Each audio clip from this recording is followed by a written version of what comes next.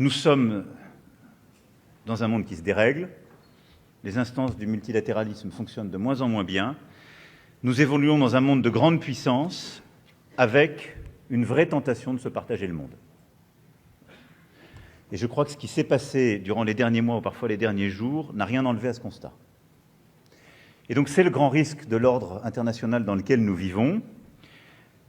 Les États-Unis sont une puissance établie, mais qui se détourne progressivement de certains de ses alliés et s'affranchit de règles internationales qu'elle promouvait encore récemment, qu'il s'agisse du commerce, de certains éléments de sécurité ou de certaines enceintes. Je crois même qu'il y a aujourd'hui un processus, pour certains assumés, de recolonisation. Et au fond, nous sommes pris dans un espace du jeu très étonnant, où nous, Français européens, nous subissons des discours anticoloniaux qui ne correspondent plus à des réalités, à notre pratique, et nous subissons une agressivité néocoloniale de certains.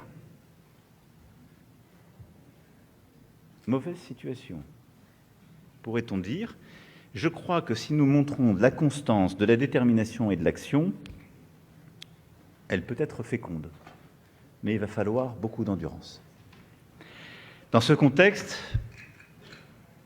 je pense qu'il y a deux comportements qui ne nous correspondent pas.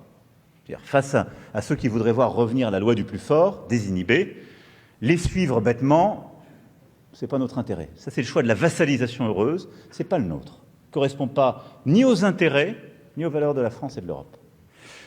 De l'autre, il y a un choix aussi qui pourrait être tentant, qui est celui de dire, qui est le choix moral, de dire on n'y peut plus rien, mais on va continuer de dire ce qui est bon. C'est le choix de l'impuissance, ça n'est pas non plus le nôtre.